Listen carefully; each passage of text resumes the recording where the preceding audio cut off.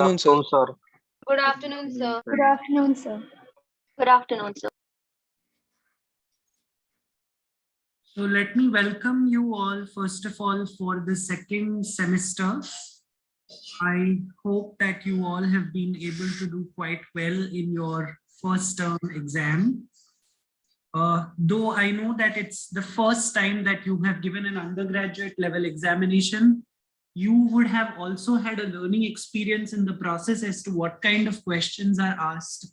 And accordingly, you also now know that up to what level your preparation should be for the exams. So even though if you have not been able to perform really well in your exams, consider it to be a learning experience and try to see how you can improvise yourself for the coming semester's examination. It's very easy to get demotivated or discouraged, but let me tell you that it's not going to help any one of us, right? So you have to take it as a learning experience and try to understand how you can improvise yourself from this point, okay? So that is going to be important for each one of you from now on. To begin with, in today's session, let us first get introduced to what you will be learning in this term as far as paper 2 is concerned. So in this term, the second paper that I will be dealing with, the title of the paper is Techniques in Microbiology, which clearly tells you that it's going to have a lot of practical based approach, because you are going to be building up on your fundamentals of what kind of microbial techniques are there, not just in cultivation, but also quantifying the number of microorganisms or controlling the growth of microorganisms, and even some advanced molecular biology techniques we will be seeing in this particular paper. So there are 3 units again, just like your first term. Here also you have 3 units in every paper. The first unit that you will see deals with microbial growth. So here you will be focusing on the aspects of growth first. You have learned about growth curve in your lower classes, wherein you have learned about different phases of growth. We will be repeating that, but keeping in mind microorganisms and their growth in the picture now, because in your lower classes, you have learned about growth curve from the point of view of eukaryotic organisms. To be more specific, in terms of plants, you have learned the growth curve. So here we will be focusing completely from the point of view of microorganisms. Also, we will be delving into the mathematical aspects of growth, wherein we will be trying to find out how to calculate the growth rate. So the quantification aspect of growth is what we will be focusing on. We will be deriving some expressions for growth rate and also to find the growth constant. Post which, in the same unit, we will see how to quantify microorganisms in the lab experimentally. So there are different methods. Some of these methods involve microscopy. So how can you count the number of microbial cells under a microscope? There are different methods for it, like Breed's count, Petroff-Hausser counting chamber, hemocytometer. There are also cultivation-based methods wherein you don't use a microscope, but you actually cultivate the organisms in the lab and try to count them using your naked eyes. So that's called viable count, where you will revisit the techniques that you learned in the first term, but very briefly. Now we will learn it in more details, which is spread plate and pour plate. You will also see what are the other methods of quantification, wherein you can make use of cell constituent as the parameter. So whatever constituents are present inside the cell, how can I use that as a parameter to measure growth?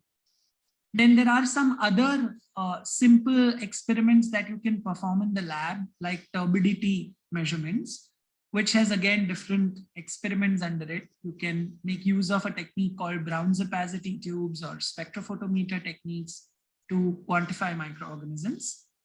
And finally, you have factors affecting growth pattern, out of which 4 factors you have already learned in the previous term, wherein temperature, osmotic pressure, pH, this aspect of, factors, environmental factors affecting growth.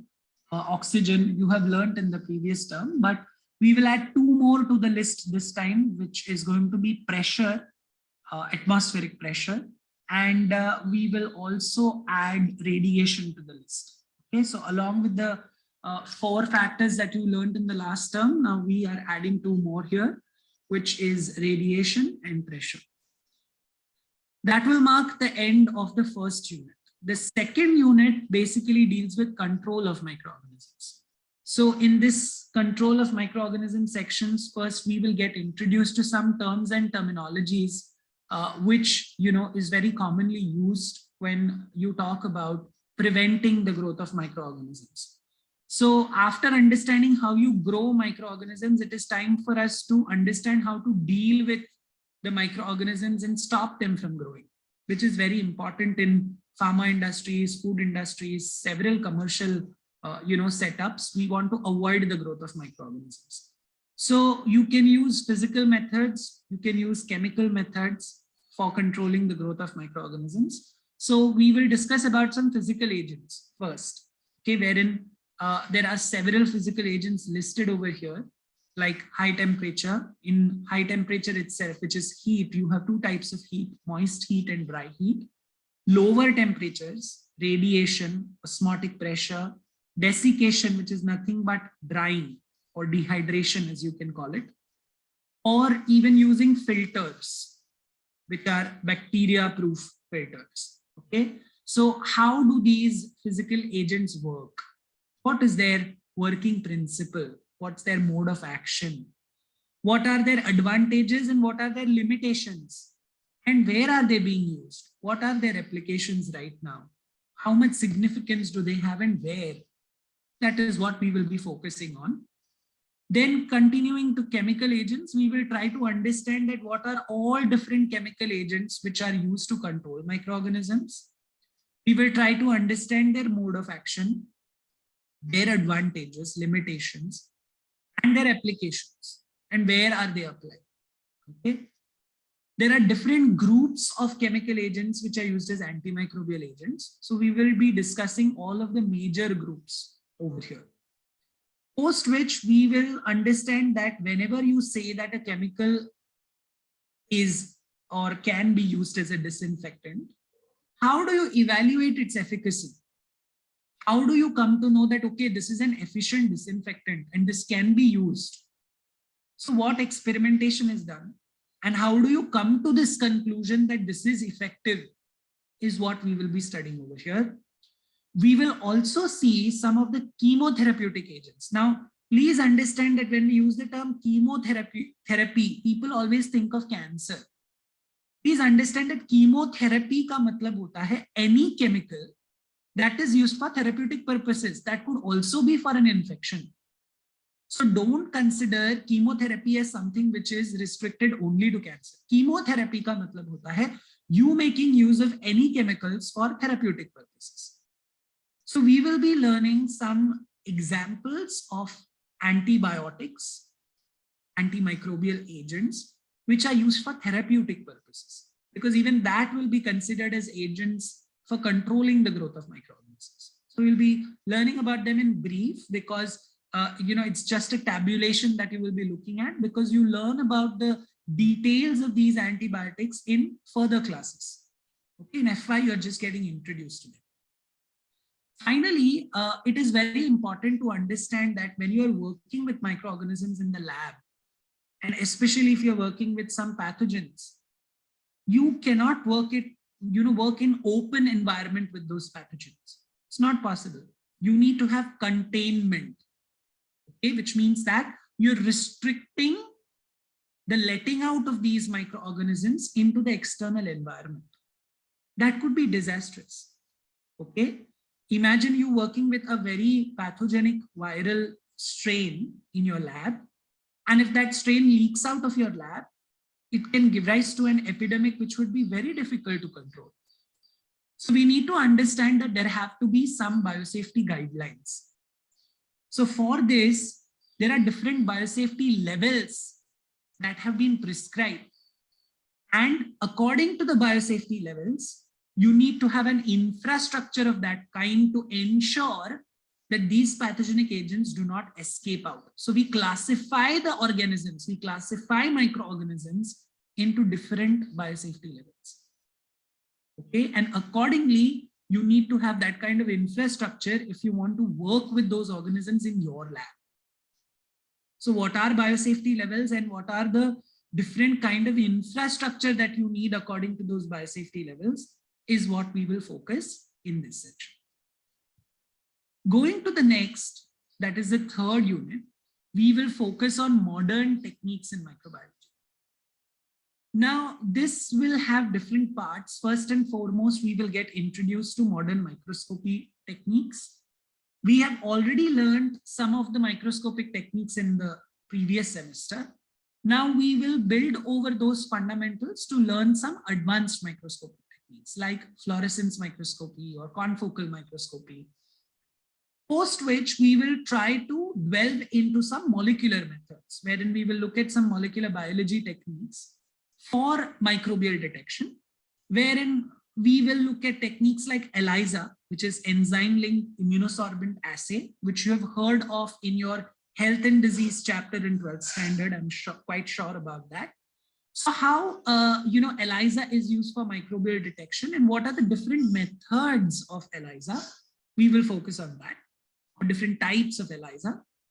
Then we will look at a very interesting assay called as FISH, which is fluorescent in situ hybridization, which is again a very interesting technique, not just for microbial detection, but also for detection of genetic disorders in humans. So we will be looking at that. We will also see how you can make use of radioisotopes, microelectrodes for detecting microbial activity.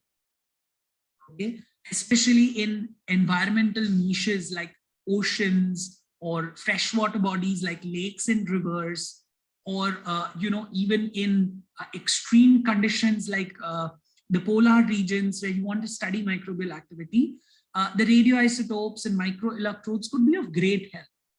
So when environmental microbiologists are carrying out experiments to study the microbial activity in those niches, what kind of approach, what kind of experimental techniques do they make use of is what we'll be focusing in this section. And finally, we will get into some hardcore molecular biology methods like PCR, polymerase chain reaction, which you have got introduced to in your 12th standard. You have discussed it in pretty much details. We will build up over those fundamentals now in this unit. Then we will also get introduced to electrophoresis, which also is not a new term for you because you have learned about DNA fingerprinting, you have learned about southern blotting in that, where you have got acquainted to agarose gel electrophoresis, right? So that's for nucleic acids. Similarly, for proteins, we have another electrophoresis, which is called SDS-PAGE, okay, polyacrylamide gel electrophoresis. So we'll be seeing that. We'll be learning about hybridization techniques and blotting techniques like southern blotting, northern blotting, western blotting. We'll be looking at that aspect also in this particular section. Finally, you will get introduced to something very, very advanced and something which is a booming area right now in biological sciences, which is called as omics. There are different study areas under omics, wherein you have genomics, proteomics, metabolomics, transcriptomics, interactomics. So what is omics and what is metagenomics is what our major focus is going to be here. What is the use of community DNA analysis in today's world? Wherein, let me tell you that this is a very, very upcoming and very much essential area where all biologists are delving into community DNA analysis, especially with the study of antibiotic or antimicrobial resistance and microbiome studies. This area is becoming a booming field. So we'll be introducing that to you in this particular unit. So these are the three units that you have in this particular paper. Varsha ma'am will speak about her paper in her lecture. She'll be dealing with paper 1 and I will be dealing with your paper 2. Okay, so first and foremost, let me tell you that on the classroom, if you have seen, I can just project that also to you so that it's clear to all of you. So let me just. So on your classroom, I have already posted a material which you can see says list of topic-wise references. So what I'm going to do this time is that it is a Google Sheet basically. And in this Google Sheet, topic-wise, I have posted the references. Okay, and so first two topics that we will be discussing, I've already put up the reference for the same. The name of the book and the edition is already written over here.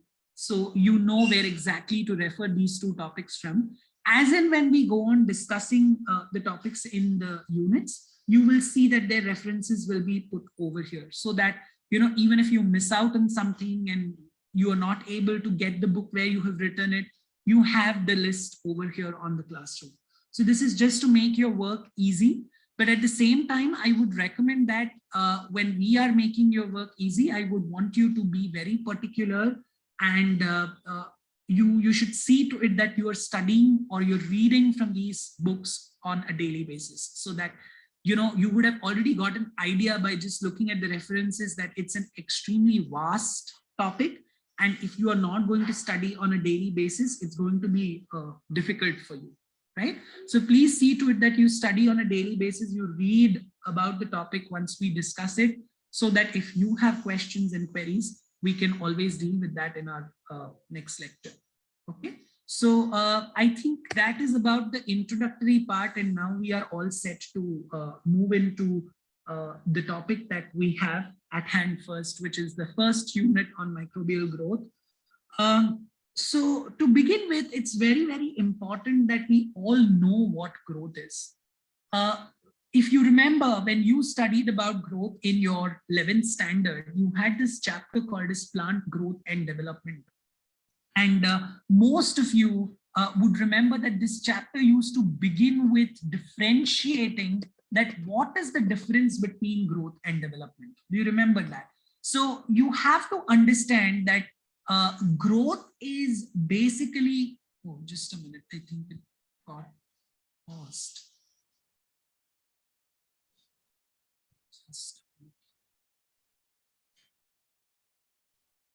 Okay, yeah. So growth is basically any kind of positive set of changes. Okay, so when I speak about growth in organisms like humans, I would say that increase in mass, increase in body mass, increase in height, all this is indicative of growth, all positive set of changes. Okay, but when we talk about microorganisms, it might be slightly different. It cannot be completely different, but it's going to be slightly different. While development is a combination of both positive and negative set of changes, which is very important for all of us to know. Okay, it's a combination of both positive and negative set of changes. Now, what do I mean by this? This is most important thing for all of us to understand. Development में growth तो आता ही है. Growth is a part of development. Remember this. Okay, growth is very much a part of development. But what we all should remember is that development also includes processes like aging, processes like death. So development is a combination of positive as well as negative changes that takes place in the entire lifespan of a living organism. Okay, so you cannot say that growth and development are one and the same. No doubt that growth is a part of the process of development. Now, when I say growth for any living organism, growth should be defined as increase in cellular constituents. So when the components inside the cell will increase, when the protoplasm is going to increase, that's when I say that growth is taking place. Now, this remains the same for prokaryotic as well as eukaryotic organisms. Increase in the protoplasmic constituent. Okay. But what I need to really understand in this specific scenario is that whether this is measurable. When I say that there is an increase inside the constituents of the cell, how am I going to measure it? I cannot break open the cell. I cannot say that, okay, now, there is 1 ml equivalent constituent inside the cell. Let us put the constituent back inside the cell, seal it, and let us see after 10 days if the constituents increase or not. I cannot do that, right? So this kind of a direct measurement कि बाबा cell के अंदर का constituent कितना बड़ा है या कितना घटा है, ये करना बहुत मुश्किल है. So then growth is measurable in which way? What can we do to measure growth? Should be the question. So it's an indirect way of measurement. I know that if the cellular constituents inside the cell is increasing, it is obvious that the size of the cell will also increase. It is obvious that the mass of the cell will also increase. Correct? Because उस extra चीज को अंदर fit करने के लिए भाई जगह भी तो चाहिए, तो साइज तो बढ़ाना पड़ेगा. और कुछ एक्स्ट्रा अगर सेल के अंदर डाला जा रहा है तो ऑब्वियस है कि उसका वजन भी बढ़ेगा. करेक्ट? सो हम डायरेक्टली नहीं मेजर कर पा रहे ग्रोथ को, तो भी इनडायरेक्ट वे जरूर है ग्रोथ को मेजर करने की, जैसे कि साइज या सेल का मास. Okay.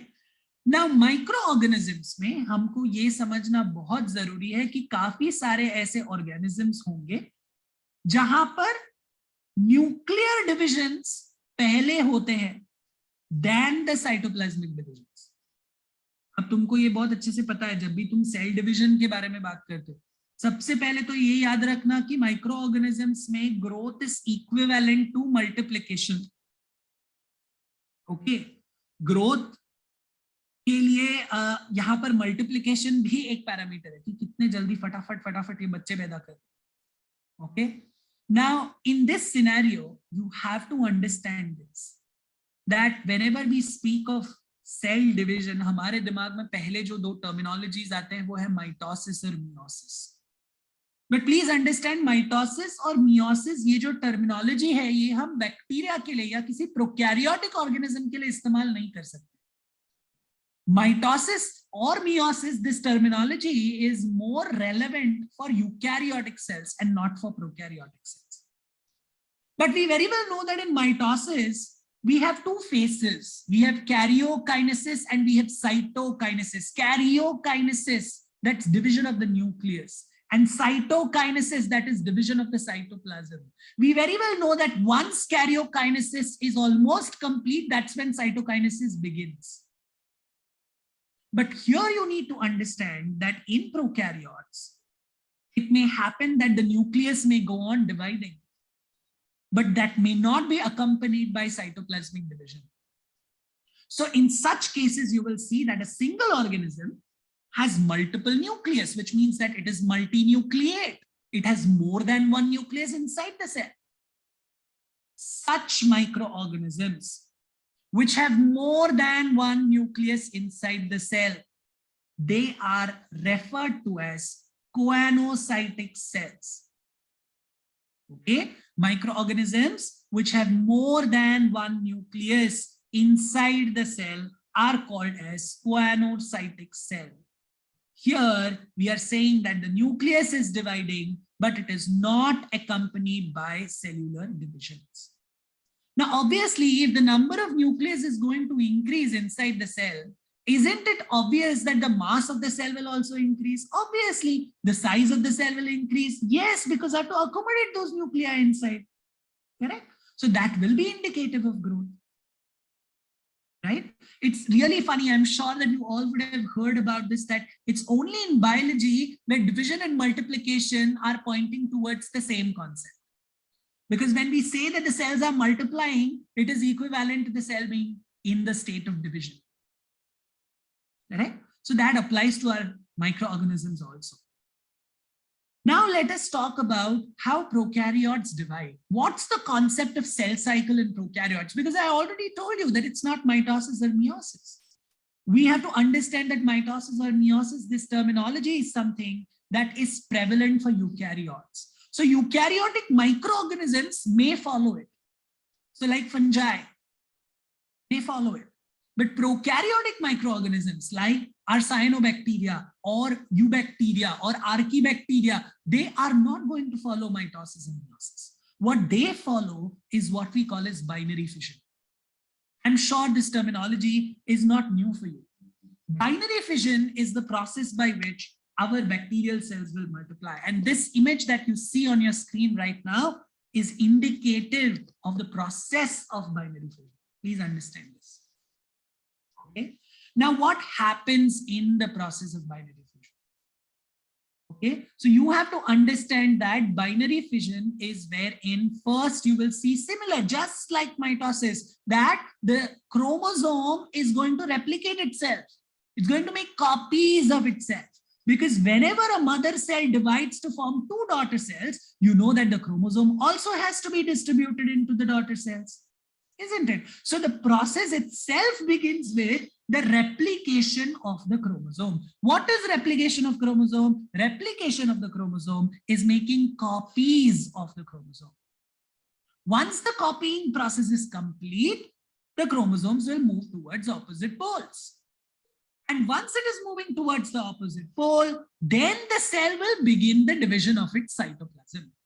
How will it begin the division of cytoplasm? By building up a wall, such that these two cells now can segregate from each other. This wall, which is being formed, which we normally call a cell plate when we are talking about cytokinesis in eukaryotic cells, here we refer to that wall as septum. What do we call it? We call it as septum.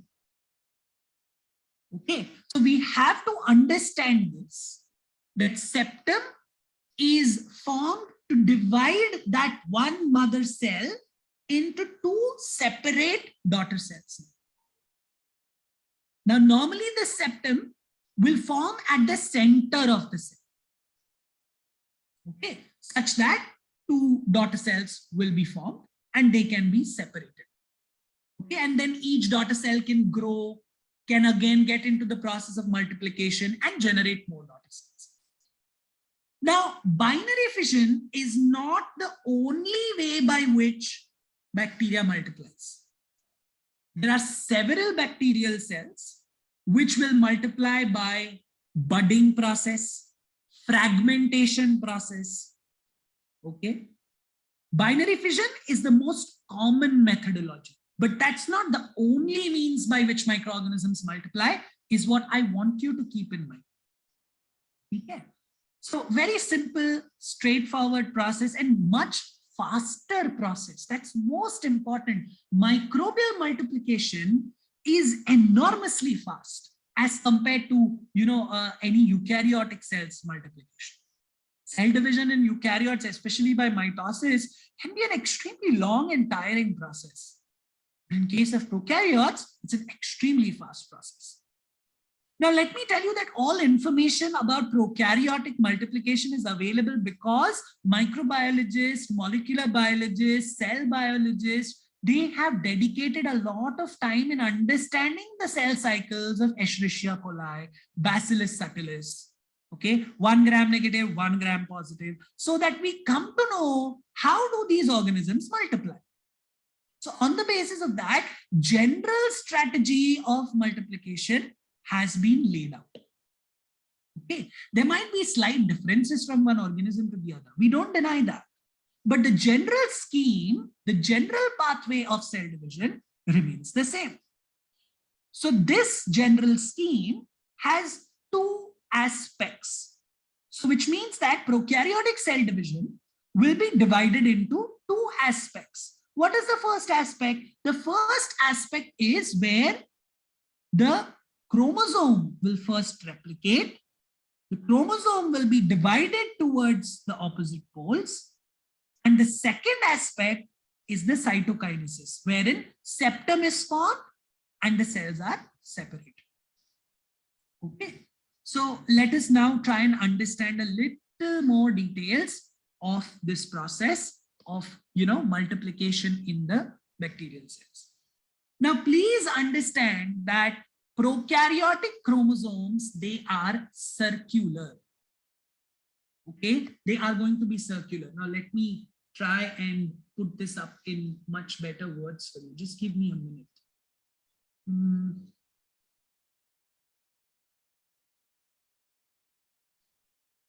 Let me see if I can annotate this. Just give me a minute.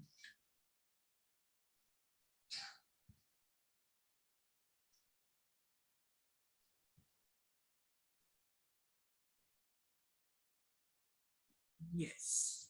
Okay. So let us say that what is happening to this?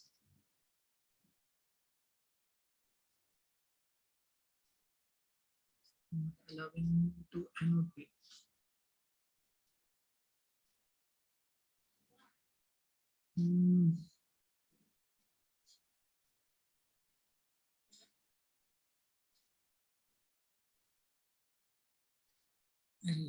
This is really sad.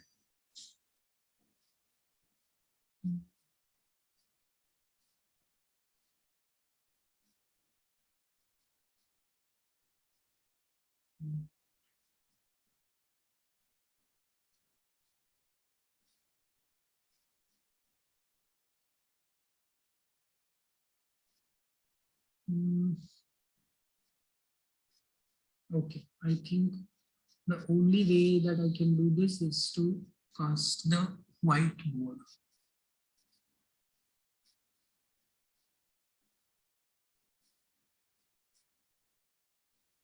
Okay, I'm sure that you all are able to see the whiteboard. So if this, it's still not allowing me to annotate.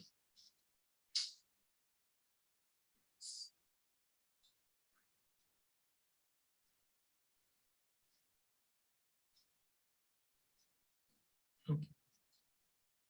So let us say that this is the prokaryotic chromosome, which is going to be circular.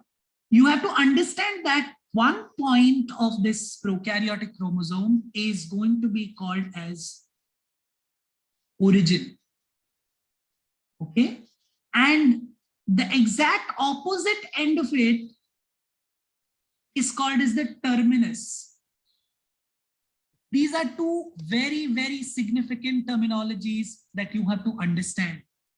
Please understand that origin is that point where replication of the chromosome will begin.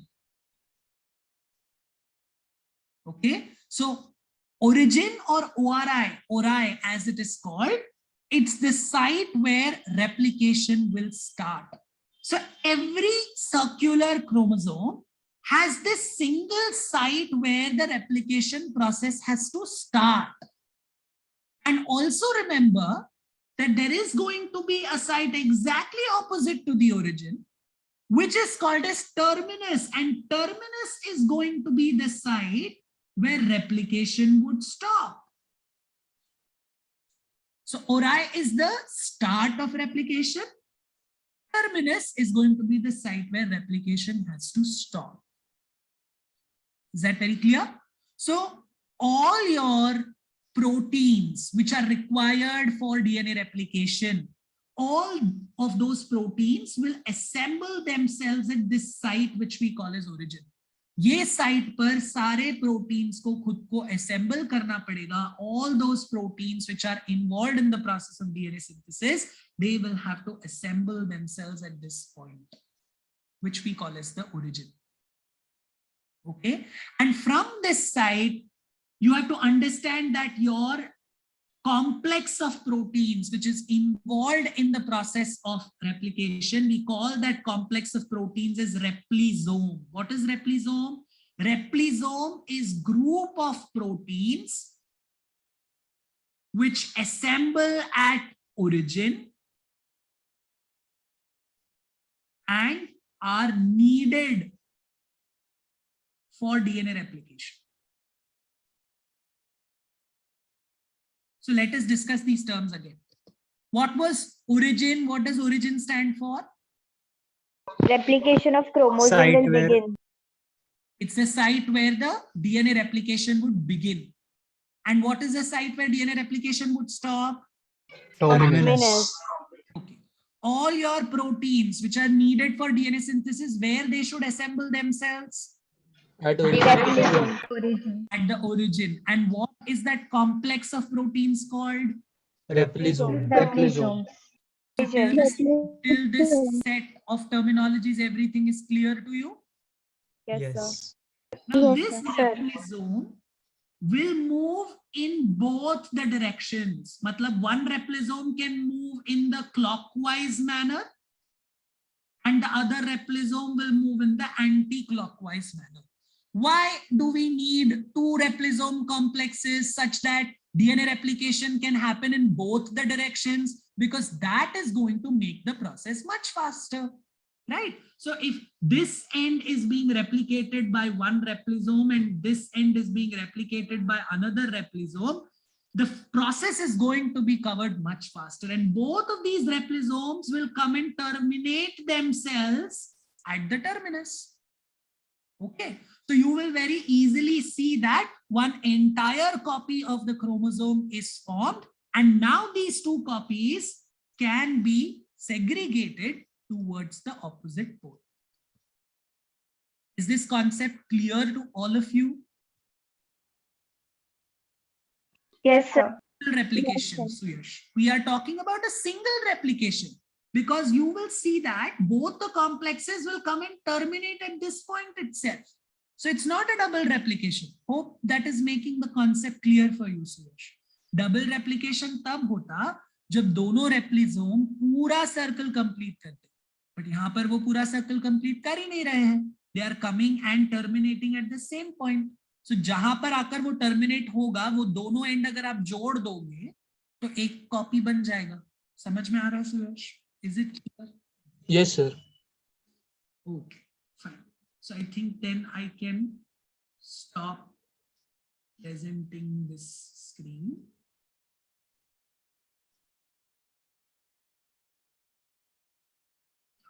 Yeah, so we can go back to the original PPT.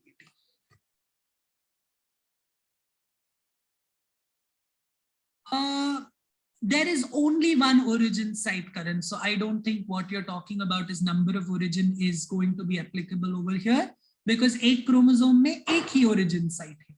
तो replication at a time जो है, तुम एक चीज का start कर सकते हो. एक बार origin free हो गया, then उस पर you can have another set of replisome accumulating and starting the process of replication. वो हम थोड़ी देर बाद सीखेंगे.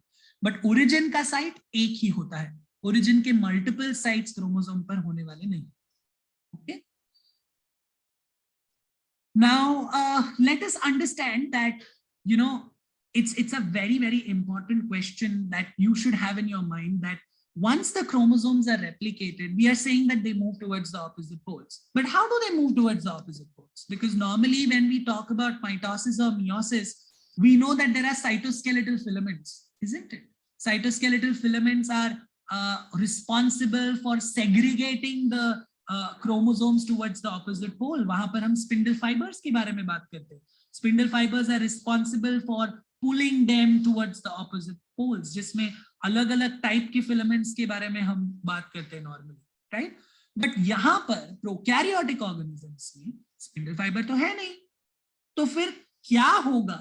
कौन सा ऐसा component होगा जो हमारे chromosomes को opposite pole की तरफ segregate करे?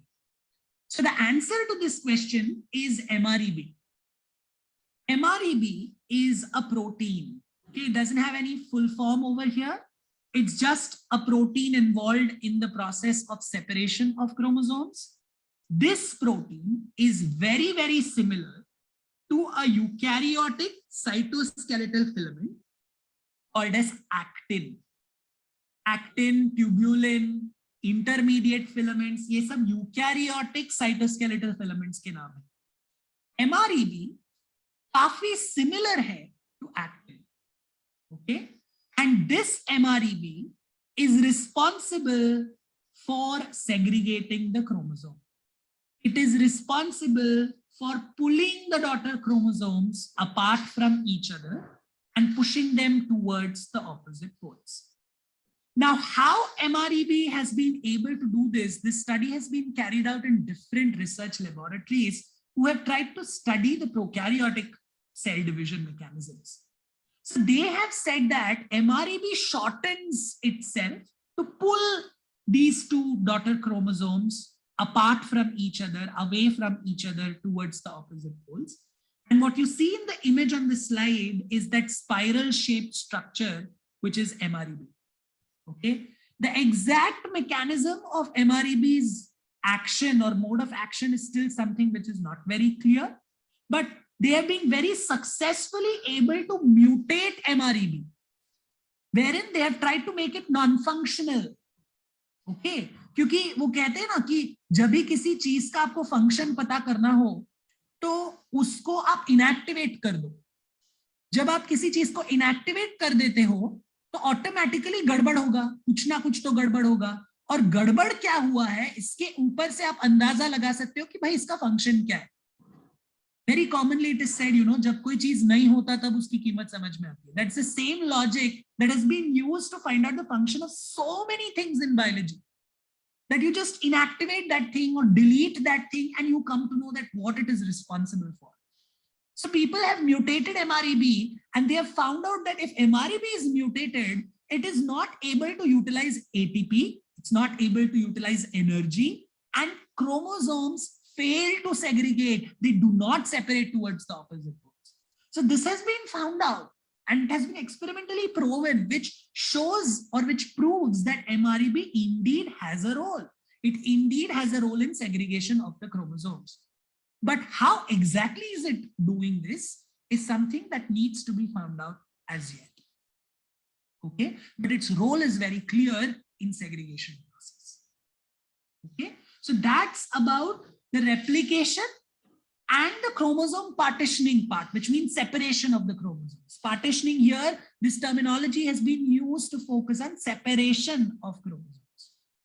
After this comes the second aspect, which is cytokinesis, that is formation of that septum, so that one mother cell can be divided into two daughter cells. But how exactly is that septum formed? What that process is what we will learn in our next class. We are not getting into septation right now, because septation will take some time and we hardly have 7-8 minutes more left with us. Okay, so I'm not getting into it right now, but I would recommend that you all open Prescott 7th edition today when you have time. Go to a chapter which is called microbial growth. The name of the chapter itself the same as your unit. So open this chapter called microbial growth, read it from the start. Okay, read it from the start and reach up to the part of cytokinesis or septation. And if you have any questions about it, we can talk about that in our next lecture. But I want you to start reading so that things become a little clear to you. And by the time we reach, you know, cytokinesis in our next class, and if you have something as a query from this section, we can address that first and then we will get into cytokinesis.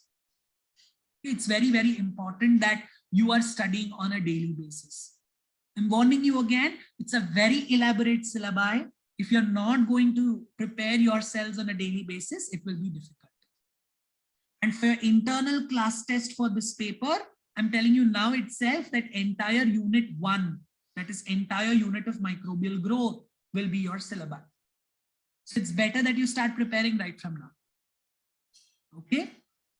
Any questions till this point that you have, you want to ask, please feel free to ask. Anything that comes to your mind up to the point that we have discussed till now in today's session.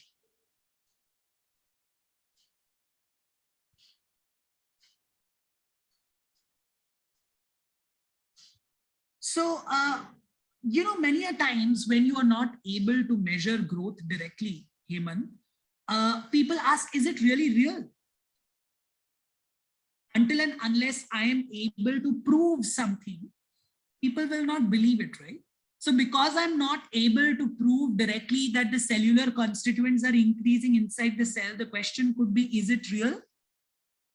So I do not have direct parameters to prove that it is real, but I surely have indirect parameters like cell size and cell mass, as we discussed earlier, right? So that's the reason why it was asked that, is the microbial growth concept real?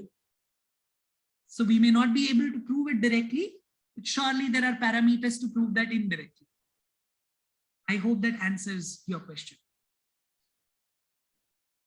Anything else?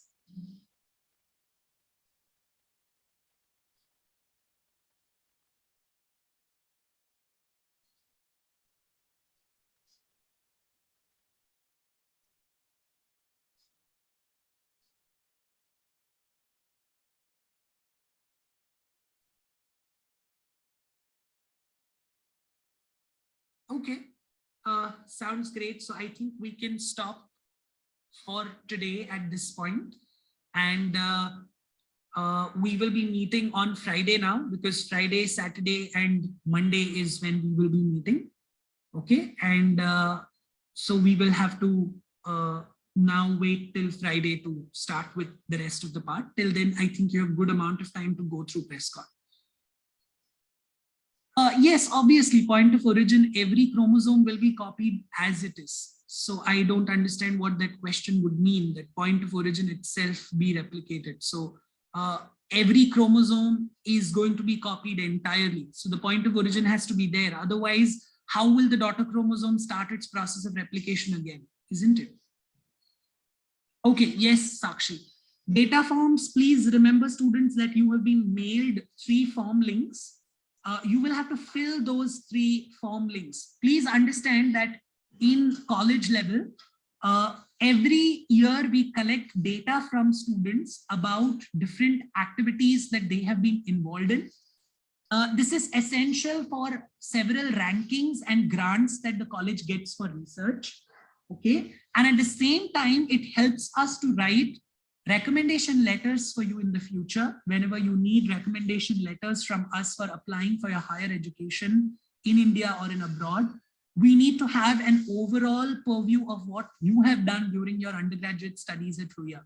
Okay, so we have sent you 3 forms wherein you have to fill in information. One form is about your participation in seminars, workshops, and conferences, if you have attended any.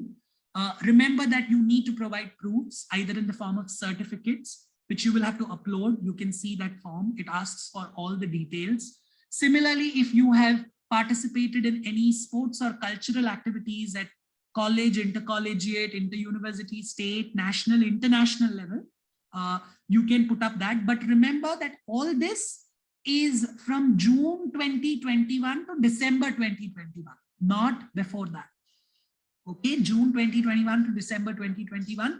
अगर आपने ऐसे कुछ चीजों में participate किया है, या आपने NPTEL, Coursera, स्वयं जैसे प्लेटफॉर्म्स पर कोई ऑनलाइन कोर्सेज किए हैं, तो अकॉर्डिंगली आपको वो रिस्पेक्टिव फॉर्म्स फिल करने हैं for the tenure of June 2021 to December 2021 only. Please remember this. Okay, so if you have any questions about it, you can WhatsApp me. I will be more than happy to help you out, but please take this seriously. It will be helpful for us also to write in a good reco letter whenever recommendation letter, and at the same time it also helps the institution to show how active the students have been in a given academic year. Okay, so this is for June 2021 to December 2021. Similarly, for Jan 2022 to April 2022, we will send you the forms in the month of May. Okay, wherein ये term में आपने क्या क्या किया है वो आप उस वक्त submit कर सकते हो. ठीक है? So please see to it that you fill those forms, and if you have any questions, please feel free to directly send me a message on WhatsApp. Okay? Thank you. Thank you so much, and see you all in the next session. Thank you, everyone. Thank you, sir. Thank you, sir. Thank you, sir. Thank you, sir. Thank you, sir. Thank you.